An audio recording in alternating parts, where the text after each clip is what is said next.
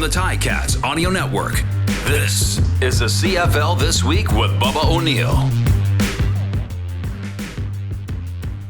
Just 2 weeks of games remain before the CFL playoffs begin, and there are so many issues to figure out. Is Vernon Adams getting no respect for MOP? The Tiger Cats are proving that 2 QBs are better than 1. Did Chris Jones' decision to sit Trey Ford cost the Elks a playoff spot? And speaking of postseason, who deserves that 3 seed in the West? These questions and many more will be under the microscope on the CFL This Week. I'm Bubba O'Neil. Folks, welcome to the 3 Down Podcast. That's on the Ticats Audio Network that features the top analysts, columnists, and broadcasters from all across the country. This week, we got to sound that rookie alert. Ding, ding, ding. We've been wanting to get this member of Ryderville on the pod for a long time. She is the host of what seems to be the never-ending post-game show on 620 CKRM in Regina. Daniella Ponticelli, welcome. Oh, well, thank you so much for having me. And I love that you said never ending, because when I'm there, time flies. It's so much fun. And the next thing you know, it's been 2.5, 3 hours of taking calls. But it's a blast. Wouldn't change it. I'm sure it is. Hey, he's no stranger to the BC sports scene on a local level, and he calls a heck of a game on the Lions radio network. Always pleased to have the man named the Moj, Bob Marjanovich. Thanks for joining us. Thank you, Bubs, and I just have to make a confession right now, and that's that I've fallen asleep listening to Daniella on the Roughriders podcast. I listen to all the shows across the league to kind of get a feel, like, the fans and what's going on. So I heard the doctor and Wes Cates. I listened to them. By the way, all this stuff about Wes Cates becoming the next head coach, you guys are killing me out there. So it's so good. So I decided to make that confession right off the get-go. I have never fallen asleep listening to your next guest, Matthew Cauz, just to let you know. No way. And folks, his love for the New York Giants forces me to say that this fine broadcaster from TSN 1050 in Toronto has better time management skills than Mr. Tyrod Taylor. He's Matthew Cauz. Jesus, yeah. Wow. Yeah. Let's. I'd rather talk about something less depressing than the Giants. And the only reason you haven't fallen asleep listening to me is because I'm loud and obnoxious, and I've got that shrill voice that keeps anyone awake. I think we're off to a good start already, great. folks. Let's get to work. And I'm going to start with the Moj on this one, only because he brought it up on our recent broadcast between the Lions and the Ticats. So let's go right there. Is your quarterback, Vernon Adams Jr., getting no respect for CFL MOP? Well, I mean, as I mentioned during the pregame show the other night, you hear a lot about Chad Kelly, and rightfully so. You hear a lot about Zach Collaros and Brady Oliveira, and then Vernon Adams always just kind of seems to be an afterthought. But when you look at the numbers, I mean, he's right there with Zach Collaros. I mean, they are there's really not that much to choose from in terms of touchdowns to interceptions, and even in terms of passing yardage. Vernon has something like 500 more yards than Zach, but it's interesting. It just seems to be this thought process when it comes to Vernon Adams. Yeah, but, right? There's always this yeah, but with Vernon Adams. So I just think he should be a little bit more involved in that conversation. I'm not saying he is the MOP, but he deserves to be in the same breath with Zach Collaros and Chad Kelly and Brady Oliveira. Matthew Cauz? 100% agree. I'm an Argonaut fan, but I think Vernon Adams probably deserves it a little bit more than Chad Kelly, who's been one of the best stories in the CFL. BC can still win the West. They're 12-5. He leads in passing yards. He's second in touchdowns. And the weird thing is we always get voter fatigue. I figured we'd have that with Zach Collaros. I was like, Collaros, you've won it. Get out of here. Beat it. I am amazed. And if Adams doesn't win, you can make the argument for Collaros or Kelly. But the fact that he's not more part of the conversation, that's the confusing one. And what's the only thing I can blame it on? Is that 6-interception game he had against the Argonauts. Yeah. Maybe that's like an albatross that's been, like Pigpen with the black cloud that's just been following him all along. Daniella, there's a saying around the Canadian Football League, and I don't know if you're hearing it at Ryderville, but we certainly hear it in Hamilton. Good VA, bad VA. Do you think that's what's hurting him?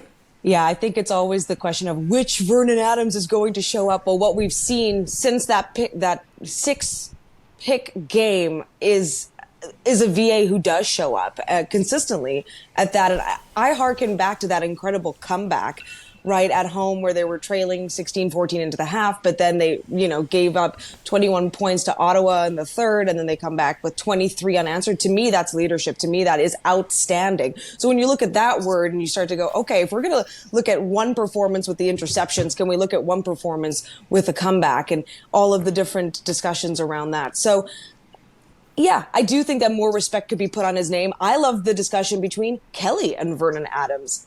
No shade to Winnipeg. Obviously, Kolaris is good, but it's just one of those things. If we are looking at voter fatigue, it'd be nice to bring something like that into the conversation.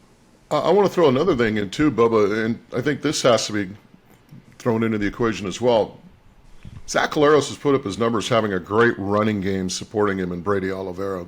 Lions have no running game. I mean, they rank 8th or 9th in the league in terms of rushing total. So when you're playing the Lions, you're pretty much focusing on the passing game rather than, when you play Winnipeg, you obviously have to respect the running game.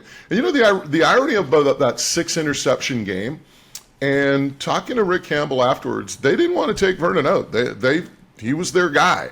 And even though he threw 6 picks, and that tells you a little bit about Vernon. I mean, most quarterbacks will get gun shy maybe after 2 or 3 picks. Vernon is slinging it. He's still going to sling it.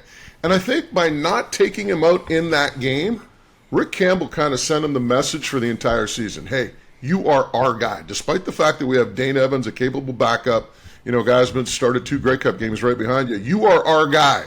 There's no question about it. And I think that moving forward probably did a lot for Vernon Adams Jr.'s confidence.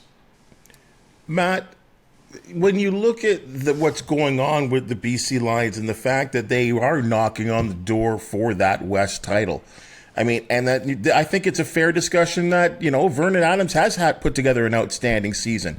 But do we ever get sometimes a little tied up in the CFL with this award, with the meaning of MOP and MVP? Is that what's screwing it up for him? Don't you dare take the O away from the CFL because it's outstanding player. Because if we want to do valuable, well, now we're putting in a whole other set of different metrics. By the way, if it was valuable, then Vernon Adams wins it because Chad Kelly has this incredible offensive line and a very good running game. Winnipeg has an incredible running game. There's more things around helping to lift the quarterback. And don't get me wrong, Vernon's got all the weapons. You can argue the best wide receivers. You don't put up that number without players around you.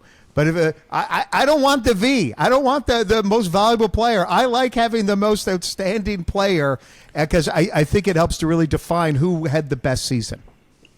Last one to you there, Daniella. Pardon? About last point to you on the Vernon Adams.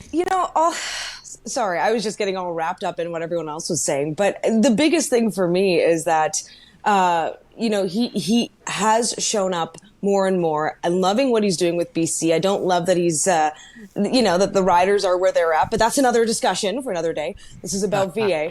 I mean, to be honest, watching the television broadcast, there's a lot of hype around VA. So I think it just depends which ear you're listening with, because when we meet in the middle in Riderville, we are hearing more Kelly, Zach, but at the same time, it's not like we're not hearing anything about VA. In fact, our game against BC, it was all they were talking about on the broadcast. Moj, just to make sure here at this point here of this broadcast, is he a go for this week? Yeah, he's a go.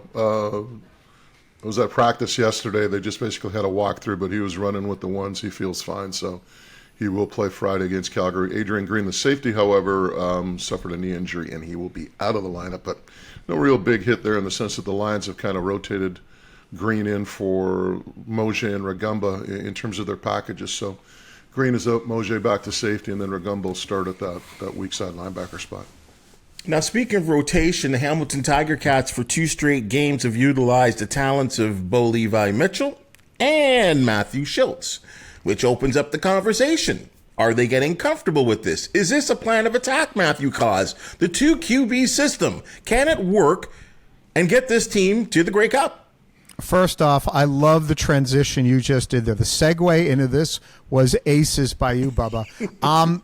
I love what Hamilton is doing right now, just easing Bo Levi Mitchell back in, like me going in a hot tub at a La Quinta. And apologies to everyone else at that hot tub. You wanna ease in, and that's what they're doing with Mitchell, with that the injury, the surgery. I love what they're doing. Just a couple series against Saskatchewan, plays a little more than a half against the BC Lions. Get him ready. Now, when the playoffs start, I don't want to see that. I'm a traditionalist. Who is your quarterback? Who's the guy? And I think back, actually, if we're going to do a Saskatchewan thing here, and this is a long time ago, 2017.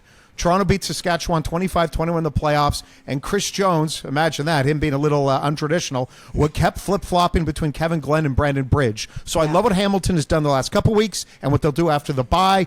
Get Mitchell ready, good for Schultz, and then come the playoffs, Bo Levi Mitchell starts and finishes the game, unless he has 6 interceptions. Daniella, the conversation for some is that one guy can't get in a groove. But it looked like, Bo threw that pick 6 against BC, but he cleaned up pretty well. He started pretty good, threw the bad pick 6, and then played pretty good, and then exited the game. Is this strategy, I think, because both quarterbacks offer something different? Absolutely. When Hamilton was here in Regina just a couple of weeks ago, I was on the Ticats sideline, and you could just tell everyone was comfortable with this. So that's a big thing with the 2 quarterbacking system. It needs to be organic in the sense that the guys need to buy into it, need to want it. Ego's got to be out of the way. You need to know, okay, I'm not going to get that groove in the sense, but you can just as well. If you know that you're doing this amount or you're prepared for this amount, there's a different way to get ready for it. And I loved actually what I saw on the sideline. I saw a team that was loose, that was good, and then they came through with the win, obviously, for the Ticats. But Matthew, I was pointing at you because I thought you were going to go back to 1989. I thought you were going to go back to 1989 Riders when you're talking about going way back. I'm not that old. I know I have gray hair, but I'm not that old. Well, just because you had Tom Burgess and Ken Austin, right? And that was a two-headed monster that worked beautifully for a team that was 9-9 in the regular season, very rocky regular season, and then they go in and they win the whole thing. So to me, if you've got a system that works, don't break it. Don't buy into it's got to be one or else. Because if this is working for you, you've got the right players to do it. And from what I saw, those two are happy with what's happening. I'm going to go Ricky Foggy, Matt Dunnigan, 1991. Yeah. And if we're going to do the rotate, I'm going to bring a little Toronto into this. Yeah. Well, okay, I'll top all you guys. Joe Barnes, Conridge, Holloway. So there you go. Oh, yeah. I love it. Skewing young today. Mo, do you think this is just an effort to get, Bo Levi on a pitch count, basically, and then ramp him up? Or is this something that's really realistic, especially if it's not for the entire season? It's kind of for the short-term sprint to hopefully a Grey Cup for the Tiger Cats. Well, I'm going to make a bold prediction right now because I just make these things every so often. But Matthew Schultz will be your quarterback if you're going to have any success. Bo Levi Mitchell has an outstanding resume. He has done so many things in the Canadian Football League, but especially out west, having seen Bo Levi 2-3 times a year, barring injury. Even when he was in Calgary 2 years ago, I looked over to Julio Caraveto one game, and right in the middle of the game, I said he will not be the quarterback by the end of the year, and that's what happened. Jake Mayer came in. I just think it's he's at the end of the line. Can he still be effective? Of course he can. But he's not the Bo Levi Mitchell that we've known in the past. And I think looking at Matthew Schultz, guys, look at the game against the Lions. Matthew Schultz led the team on a scoring drive every single time. They scored in their last 6 drives, and I think Schultz was the quarterback for 5 of them. Maybe at least 4, probably 5, I believe. So I think when it's all said and done, it's going to be Matthew Schultz that will be your quarterback if you're going to have any success. And I say that because he gives you so many options. You can run with the ball. You can throw the ball. When you have a running quarterback like that, it just changes your entire mindset in terms of your defensive front and how you're going to contain them. So I don't think, obviously, Bo Levi doesn't have that element to his game. But like I said, when I think it's all said and done, I think it's Matthew Schultz who's your quarterback and who's going to be your quarterback if you're going to have any success. Matthew, this kind of, I think of the Coach O era, and he's been kind of hounded with this situation for his entire length as a head coach, and really, one time it's Masoli, and then it's Dane Evans. I mean, so maybe there is some comfort for him in terms of making quarterback selections. Yeah, God, I mean, with Hamilton, and then, they had moments where they had Caleros, and then, he got injured, and it would be nice if Hamilton had a quarterback starting all 18 games. That'd be a nice treat for the city and for the organization. It is a good point you bring up that, I think sometimes I fall for this as well. When I look at Bo Levi Mitchell, I think about the past instead of looking at 2023, and maybe I'm being nostalgic and overly optimistic. Where those 10 straight completions after that horrible interception return, it's a good point. It could be Schiltz that starts against Montreal, and this could be me living in the past. Daniella, you saw it up close. What do you think? I think this is fantastic succession planning, if you will, because, yeah, you do have a good guy in Schultz, and he's really shown his development. But I'm enjoying the tandem as a completely, unbiased person here, because I'm not a Ticats fan. I'm not in that market. But just to see the competitive factor of the two of them is pretty nice. It will be interesting to see if they continue to push each other, and I do believe it will be for the short term. But stay tuned. Ticats in a bye week. We'll see what happens next week in Montreal. Daniella, right to you, and this probably going to hit you right in the heart, right in the heart. That was a tough loss last week, and I heard Wes Cates, Ballsy's losing his mind. What's up with the Riders? But regardless of, is it six losses in a row? Help me out here. Yes. Right, 6 losses in a row. Yet there is still an opportunity for the Saskatchewan Roughriders to grab that 3 seed in the West. Is it theirs, or is it going to be the Calgary Stampeders? I toiled with this. I won't leave you on too long on this, but I toiled back and forth because I think it's going to come down to patterns. I know that the Riders are on a 6-game slide.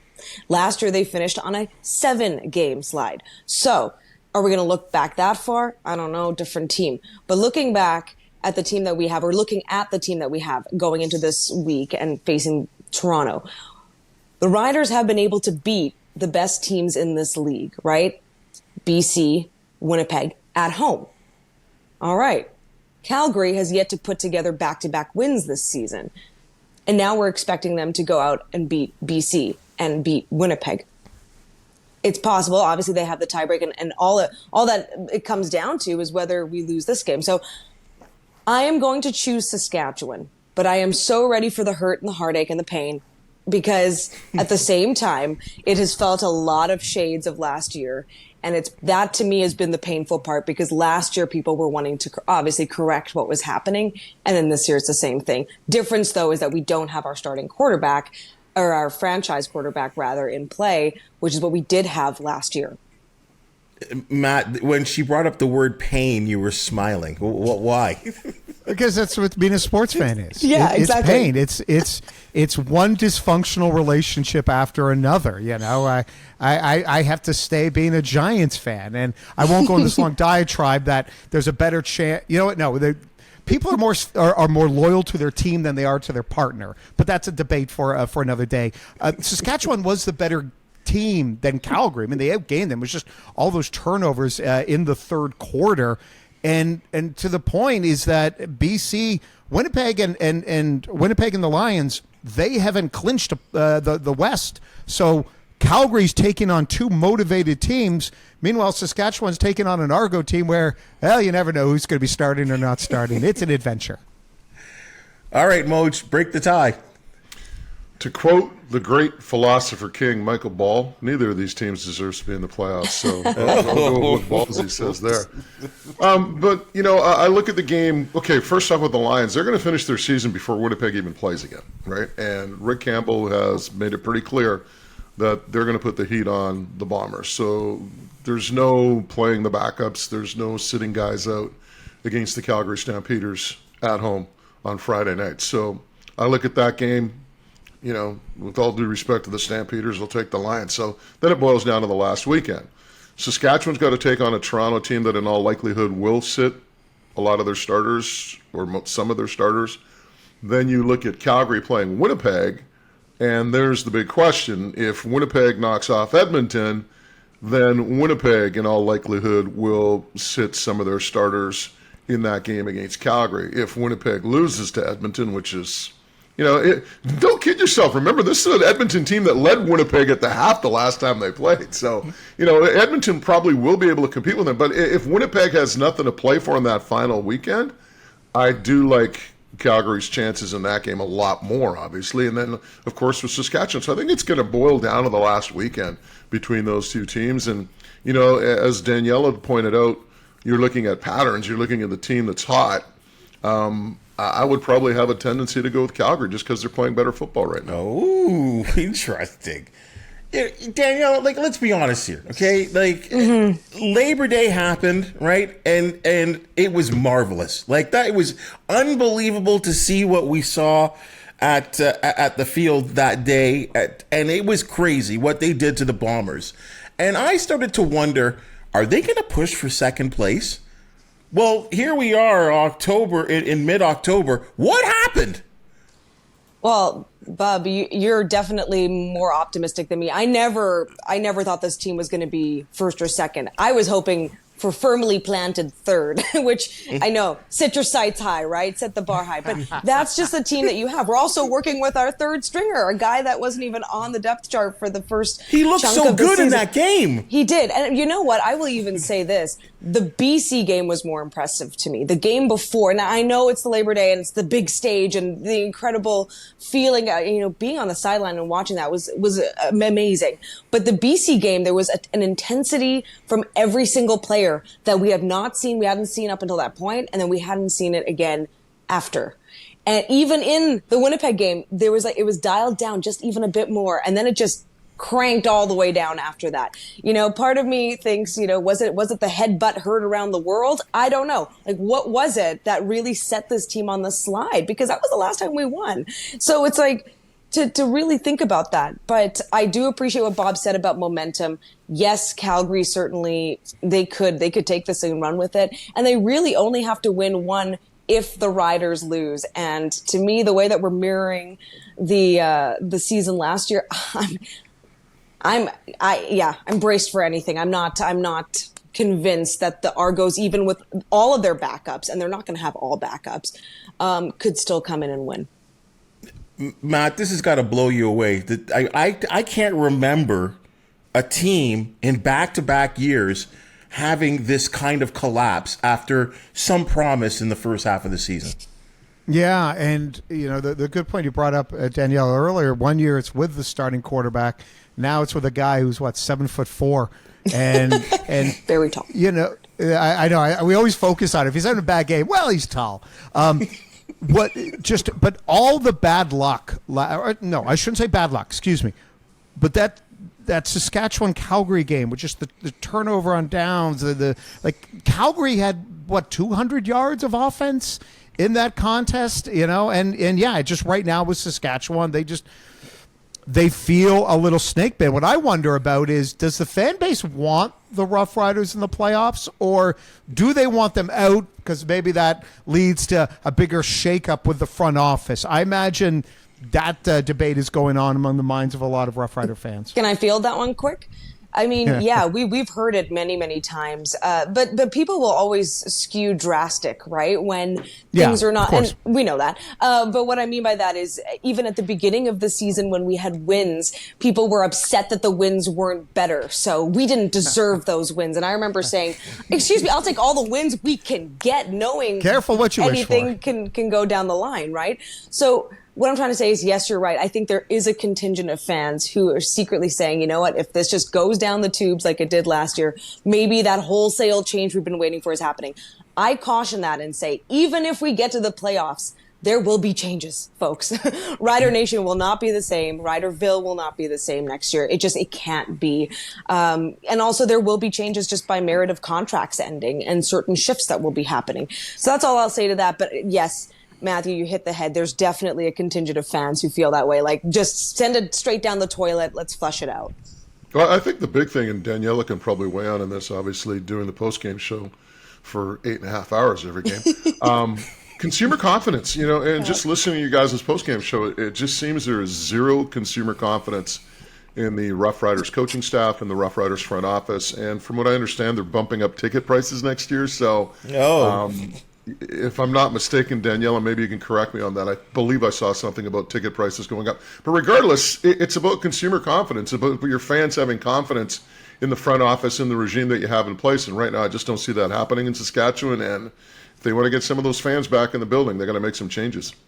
Okay, very quickly on the tickets, because that's a good point. So everyone knew this markup was going to happen. It had to do with the package that was in place. I believe it was around COVID time to really solidify the season ticket holder base. So they knew, okay, it's going to have it's going to have a limitation on it. And so that is being up. Now, the good thing is that the team, it was going to be a drastic markup, a very drastic markup. They've scaled that back. There's still a slight increase. So I'm not saying that there's no jump, inflation, what have you, whatever you want to say. Plus, our government put in PST on event tickets very recently. And so prior to this, the riders had said, hey, if you get your tickets at this time, you will save it and not have to have that PST, that sales tax extra. So yes, there's now quite a big markup, because when you're looking at adding all those extra percentages on, that's what's going to do. And just to that point as well, the confidence, the consumer confidence. I've thought about this a lot. We've had people crying on the show the last two games, crying. They're just heartbroken. And I've always thought, people can get over mad. People can be mad and get over that. But being sad, like truly, truly sad, that can hurt. Crying. Just the good thing, at least there's still at least there's still emotion there, Daniella, because the thing you don't want is apathy. Once people don't care, once people don't have any emotion associated with the Riders or any sports team for that fact, that is when you've hit rock bottom, when your fans become apathetic. So, yeah, between sadness and apathy, it is tough. But I do think a lot of these fans, especially the ones who call in, they are really passionate and they will be back. It's just a matter of to what degree. Is it going to be for an entire season or will it be for a few games? Matt, let's clean up on this here. Whoever does get that 3 seed, is it one and done? Or is this when the wild and wacky CFL hits? It's single game elimination. It's, a tip ball interception, and suddenly I apologize for the cliches. And suddenly the plucky team's got life. The team that's the heavy favorite starts to feel the pressure. Absolutely. Either Calgary or Saskatchewan, at the very least, could put a massive scare in whomever they are playing in the BC Lions or Winnipeg. And also, Argonauts aside, I don't think we have that true juggernaut like some of those Calgary teams when Bo Levi Mitchell was at his peak, or Mike Riley in Edmonton, like some of those really great teams. So absolutely a scare could happen. Trey Ford sat on the bench for Taylor Cornelius for the better part of half of a season. And I think it's fair to say that under Trey Ford at quarterback, the Edmonton Elks have been a better football team. And there are some out there that believe the Elks, Daniella, would have made the postseason if number 2 was at quarterback. Your thoughts? Emphatically, yes. However, there was also a change at the OC. And I think, oh, hi, my cat says hi. But what I'm trying to get at is, everything, I'm such a believer in things have to happen as they do. So it's really tough for me because I'm looking at Trey Ford like, man, I would have loved to see how he handled this season from the start. Imagine Edmonton gets that home win way early. Well, they get a win earlier, but a home win even earlier. Like the confidence in that team, I think they would have easily bumped Saskatchewan. If everything was the same for the Riders this season, I feel like they would have bumped us out of that completely. I think back to the 12-11 game that the Riders won over Edmonton here at Mosaic. If Trey Ford was in and everything stayed the same with the Riders played the same that game, I think Edmonton would have gotten that. That's one more win already. And so tick, tick, tick, tick, tick, right? And then that would have been a tiebreaker if everything else stayed the same. So yeah, I feel pretty passionately about that. I'm loving what I'm seeing from Trey Ford. He's an exciting guy, and there's so much to build around, but I do think that you needed to have the changing in the coaching as well. You needed to have that chip on Trey Ford's shoulder as well. Moj?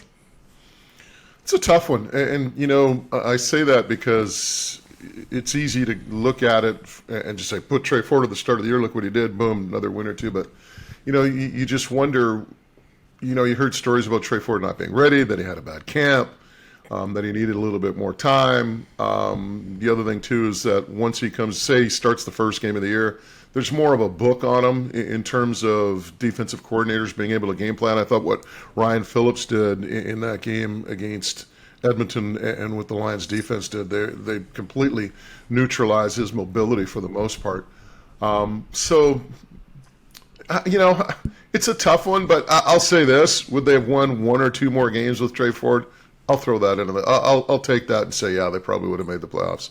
Which could have been the difference. And Matt, it just did seem like, and you're right, there were definitely words out there that Trey wasn't, you know, in the proper shape when he came in camp, and, you know, maybe the coach was a little bit upset, but it maybe seemed to be at a point, you know, maybe a third of the way of the season, that we were getting force-fed Taylor Cornelius. Like, it just seemed like, why are you so resistant to getting Trey Ford in the game? Well, again, Taylor Cornelius, really tall. Let's not forget that. Very, very tall. Also, shout out to Daniella's cat that is just sitting behind her right now, just doesn't care what's going on. This is my land, and I shall recreate wherever I see fit. So shout out to your kitty cat. What's the cat's name? Yeah, what's the big good question? What's the cat's name? Her name is Tonks. Tonks. Yeah. Hello there, Tonks. The thing is maybe maybe who knows if Trey Ford would have been as good if he started right off the top. Maybe he needed that little kick in the tonks to get, you know, in the preseason and before the start of the year. You know, that motivation, you know, to be to play as well as he did. But it's a great thought experiment. You lose the first game by 4 to Saskatchewan. You lose that horrible 12-11 game with Saskatchewan. Week 6, it's a one-score loss to Hamilton, the same team that Trey Ford would beat a little bit later, 24-10. I love the thought experiment. I think they at least have one more win with Trey Ford. But the fascinating thing, and maybe we'll never know, or maybe we'll learn later, is to Trey, was if he goes on to have a great career, if he goes on to look as good as what we've seen, how much did the tough love or stubbornness from Chris Jones, did it have an unintended positive impact on him? Mo, have you seen anything like this, like in your days of calling games, like a quarterback, like of this ability that really could be such a game changer?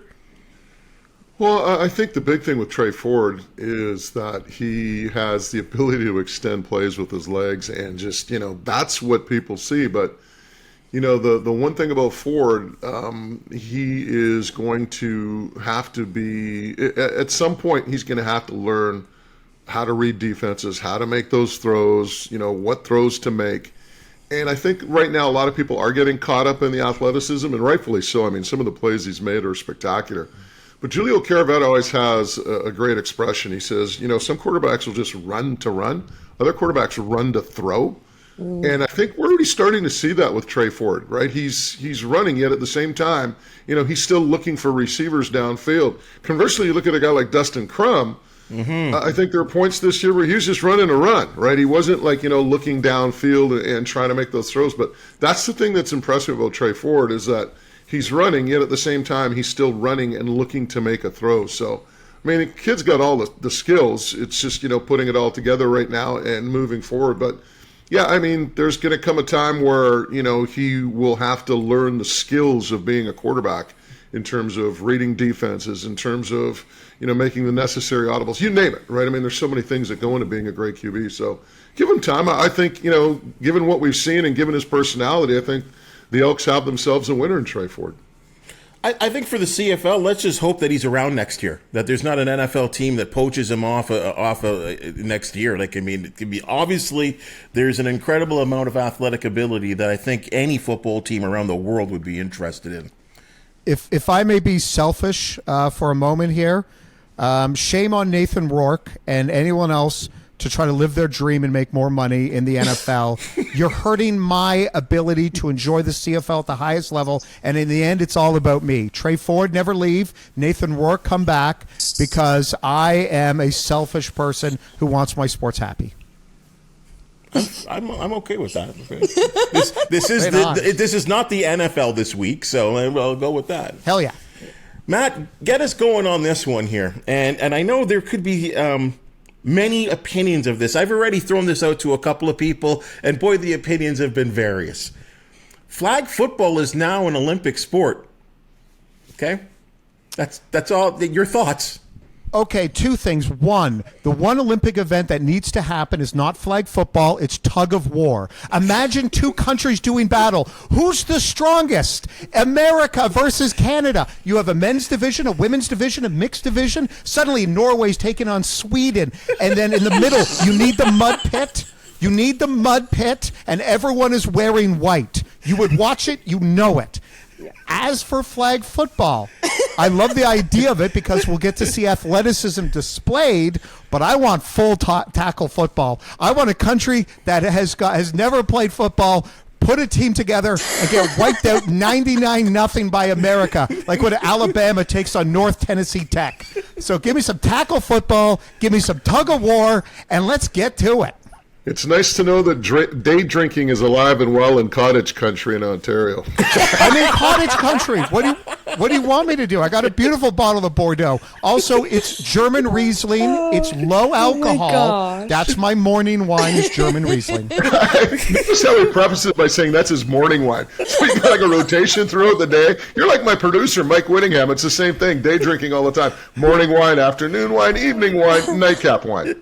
Of course, what am I, a monster? You start with the Riesling, move on to the Rosés, the high acidic whites, then move on to the reds. It's simple. By the way, earlier when you guys were talking about VA for Vernon Adams, volatile acidity, which is a very common trait in Italian wine. Well, the fact that it's fall, does that change your opinion there, Matt? Where the season that we're in right now? No, absolutely not. You're just going to more full-bodied, oak-influenced white wine, and you start with the whites. It's quite simple here, you know. Driving this off a cliff. I love it. Flag football there, Moj. Sorry. And I know your buddy Jim Mullen has a lot to do with this, so he's probably a pretty happy man. Yeah, I think the more kids that play football, the better, right? And whether it's tackle or flag. And the reason I say that is the more kids you have playing flag, eventually more will gravitate towards tackle. And one of the things that, you keep hearing about, concerns of parents about the concussion issue and all that. So, there have been, and, talking to Farhan Lalji, who coached high school for many years here in the Vancouver area at my old school, New Westminster. And, just there have been a lot of concerns from parents regarding, concussions and contact and all that. So, I just think the more kids that you have playing the game at the flag football level, the better it is for tackle football in the sense that it will grow tackle as well, because those kids will gravitate, right? They might, if there's no flag football and your parents saying, well, you're not playing tackle, well, guess what? Kid doesn't play football, period. Now you're playing flag football and, maybe some of those kids that weren't going to play tackle all of a sudden convince their parents, or their parents go, okay, well, let's give it a try, right? You're having so much fun playing flag that let's move this forward. So I think it's a great thing for the game of football, whether it's flag, tackle, you name it, just to get as many kids as we can involved in the game.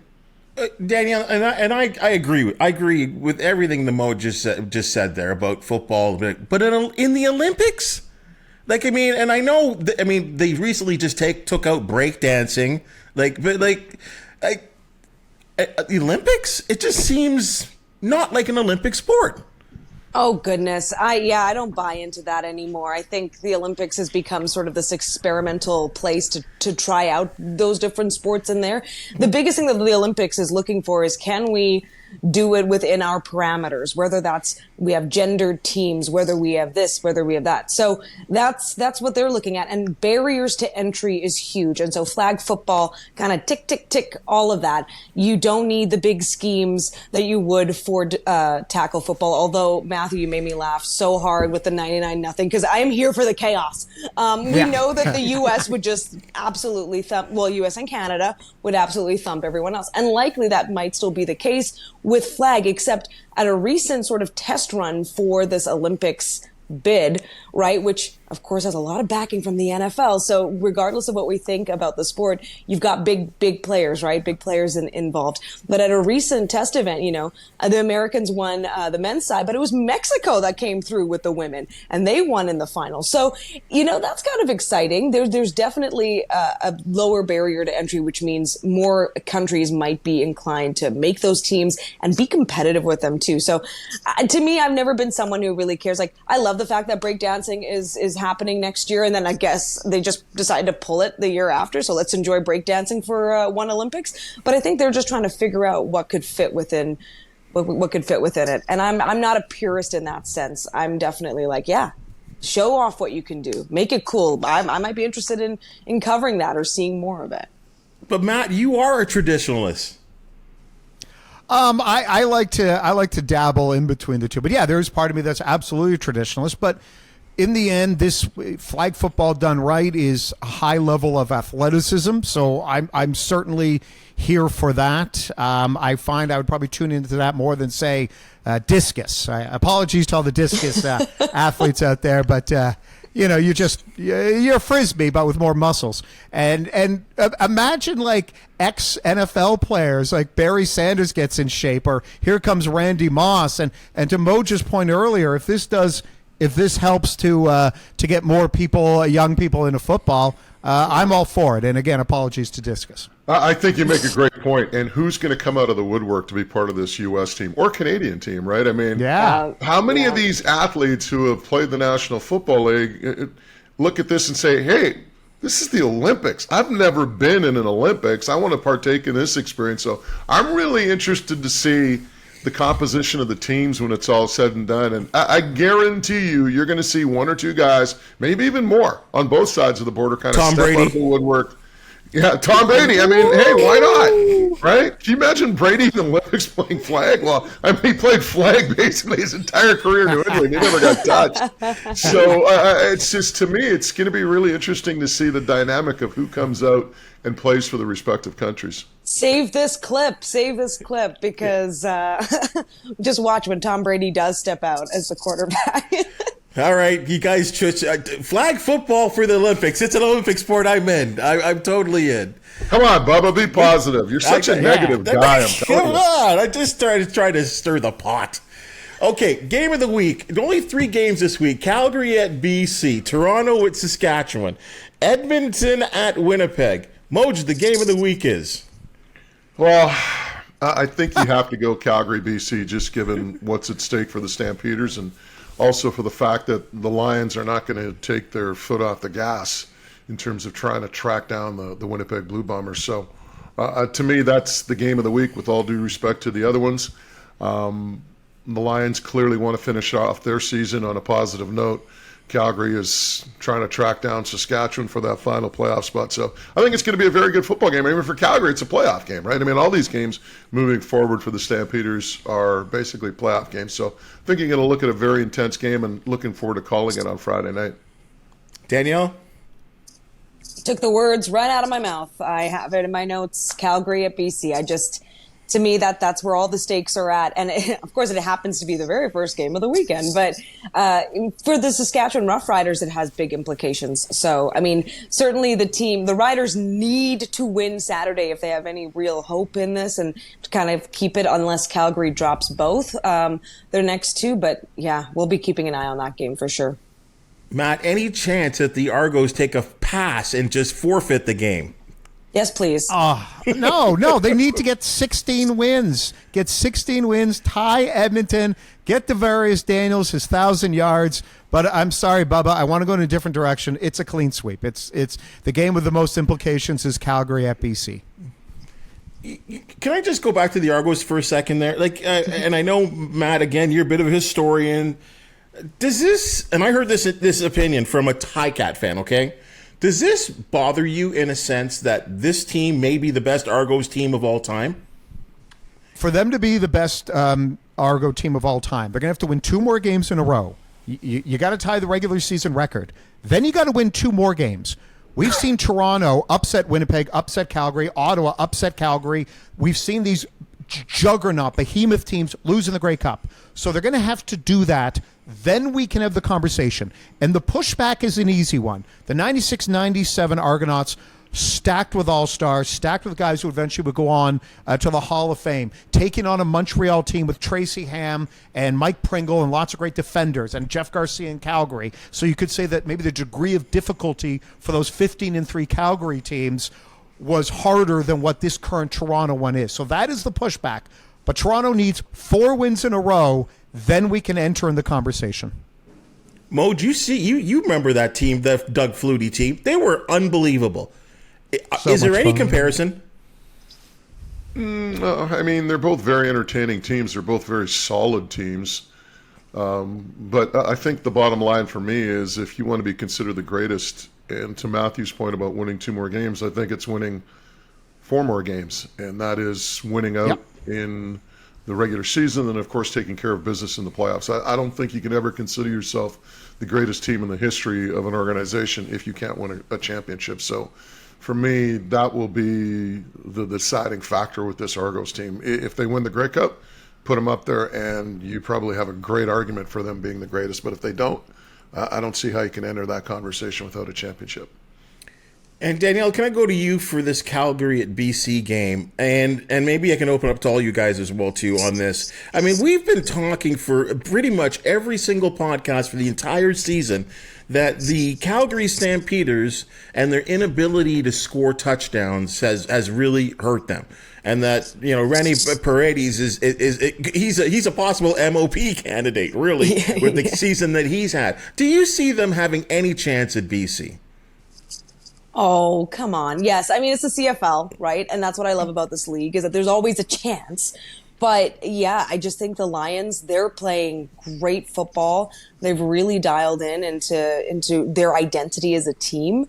And they're at home, and there's just this electricity when they're at home. So it's a huge test for Calgary. And again, the Stamps have not put together back-to-back wins this season. Now, that doesn't mean it'll never happen, but when a team reveals itself, you need to look at that whole picture. And yes, they beat the Riders last week, but a lot of teams have beat the Riders this season. A lot of 4-game winning teams have beat the Riders. Edmonton and Ottawa, we gave them their 5th wins. I shouldn't say gave them, they earned it.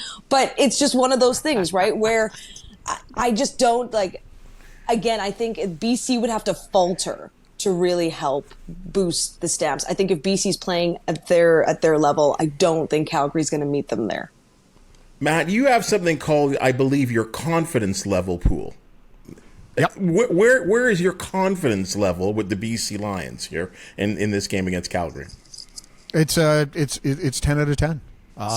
They're motivated to win the West. Calgary, as you said, they have revealed themselves. We know who they are. We're near the end of the season. You know what? I'll go 9 out of 10. Begelton comes back, breaks a couple plays. Mike Rose gets a couple sacks. Like, you know, you can see the path. You know, Kadeem Carey, they use him more than what they did last week against Saskatchewan. But I'm going to go 9 out of 10. Vernon Adams and this team deserves that level of respect. And Mo, a clean sweep for you here. I mean, you have to be confident, I would say. Yeah, I mean, I'd go 8. The thing is with the Lions sometimes they will have a tendency to be inconsistent, particularly on defense. So for the most part, you look at the numbers, they're great. But, you talk to Ryan Phillips, he always expects more from his defense. And I know he's not going to be too happy with the way they finished that game in Hamilton by allowing the Tiger Cats to score on 6 consecutive drives. So granted, I don't think Calgary's offense is a juggernaut, but they do have a great running game and with Kadeem Carey. So for me, I think the thing with the Lions, if they can put enough points on the board and make Calgary one-dimensional, take Carey out of the game, and then force them to throw the football, it bodes well for BC. And I think that's what probably will happen. And for Calgary, that's bad news because clearly they want to control the football, run the ball with Carey, and just keep it a tight game. But if BC puts points on the boards and makes them one-dimensional, now you're forcing Jake Mayer into throwing the ball, and he just hasn't put up the numbers that are required for the Calgary Stampeders to win on a consistent basis. And Matt, just because I know you're familiar with with Coach O'Shea, we can't imagine that he would be just resting guys and toying with guys. Like, I can't believe that. No. I mean, he comes from the most competitive-aholic world when he was a player.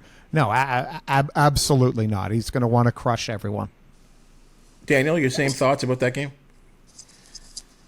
Yes, the Winnipeg Edmonton one. Yeah, yes. I don't see O'Shea taking his foot off the gas in that respect, and they have a lot to play for, and they've been in those positions where they've played teams like I think back to that Argos game where they were trailing the backup quarterback for Toronto, and they know that they've been in those situations before. But I will always say I chose Winnipeg that week anyway, and I was like, they're going to come back. They have that ability, and so I think that they're going to come away with this win no matter what. Moj, clean sweep there for Edmonton. Yeah, I mean, Winnipeg, they've got something to play for. I mean, they've got to win another football game to clinch first place if the Lions knock off the Stampeders. So, yeah, I mean, I just don't see Winnipeg taking the foot off the accelerator this week. Maybe next week, maybe you play your starters for a half or whatever the case may be, but not this week. This week, they've got to go out there and win a football game. Something tells me that it's somewhere along the line in those 3 games, there's going to be an upset, but we all have to watch and find out. You guys have been fabulous, much appreciated in terms of your opinion, your expertise, your wine knowledge. Matthew Cauz is always appreciated on this broadcast. Extensive. I mean, he's the sommelier. Like, this guy, he's the football sommelier. I don't know if there's a connection out there in the world like you. That makes you so unique. Well, check out the Matt Talks Wine and Stuff with Interesting People podcast. I have interviewed Drew Bledsoe and his Washington State winery. So, I'm Peter Pan. I have sports, I have wine, I have no children. I mean, that's my life. I'm a professional uncle. I'm Peter Pan. Which gets us to obviously our how can we contact you, Matt, if we want to talk wine or football with you? Just mcauz56 on Twitter. I still call it Twitter. Or just Google Matt Talks Wine. You'll find the podcast. It's easy. Moj, you want to talk about the Lions or anything out there in the West Coast? Hey, by the way, Matthew, another guy you got to get on is Dick Vermeil, who's got like a winery. So try to track him down. I have interviewed him about it. Yeah, he's a consultant in California. It's a cool story. Mm-hmm. If you want to track us down, of course, all you have to do is go online with Instagram or Twitter @TheRealMoj. Bubs, I want to know how I want to track. What's your Instagram handle? Because I got to see some of these pictures of you in the Mercedes-Benz convertible driving down fancy. The main strip there in Burlington or wherever you drive around. We're going to find out your handle. I don't know. I don't know. You're so humble. Let me go find it. Daniella? Come on, this is great. This is to you, Daniella. People want to talk to you because I know there's so much. Well, hey, let's be honest. I mean, I think it's fair to say, and we all support our colors and our team in the Canadian Football League, but there may be no more passionate fan base than where you represent. Oh, I love the Saskatchewan Roughriders fans. They're incredible. You can reach me also at Twitter. That's what I call it because X is weird, but Twitter. It is weird.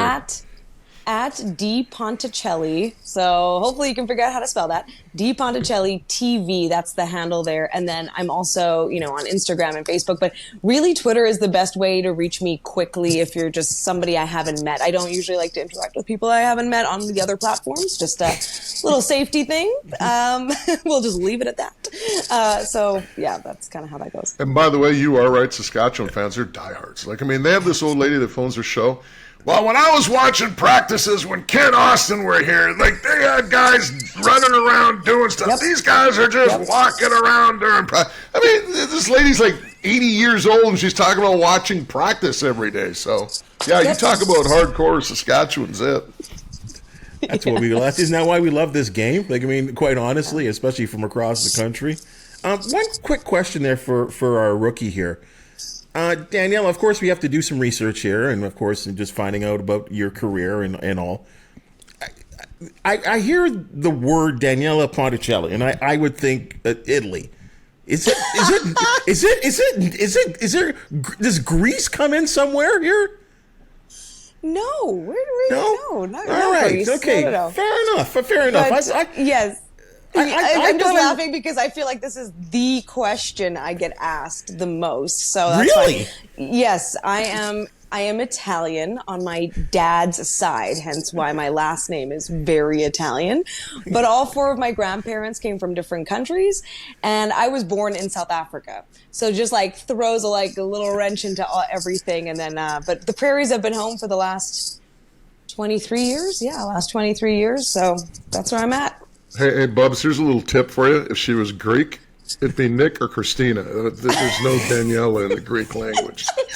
Every person you know that's Greek is either named Nick or Nick or Christina, right? Yeah. So every female. Really great point. But I appreciate the question. I think that's great. People are very, I don't know if confused is the word, but they're always trying to pinpoint. They go, I thought you'd be Italian. And you're like, yeah, I am. I'm also. I thought Swedish, by your last name. I thought Swedish. We just want to get to know you, right? Yeah, well, what other questions? Give me. I'm good. Hey, folks, the Ticats Audio Network loaded with content for your Tiger Cats and, of course, your CFL lovers. Join us for the Coach O Show, the always hilarious Morielli and Hitch. And with that Grey Cup coming, who knows who will be in this game? It's creeping closer, though, folks, so don't miss the Bill Kelly. He's got countdown to Grey Cup. As I said, thank you so much, you three, for joining us to talk about the game that we love so much, and it's getting down to such a fun point of the year. Someone's going to be crowned a champion. Let's just see what happens. For the Ticats Audio Network, this is the CFL This Week. I'm host Bubba O'Neil. We'll see you next week. We're talking football. Enjoy your week and enjoy the games. Talk next week.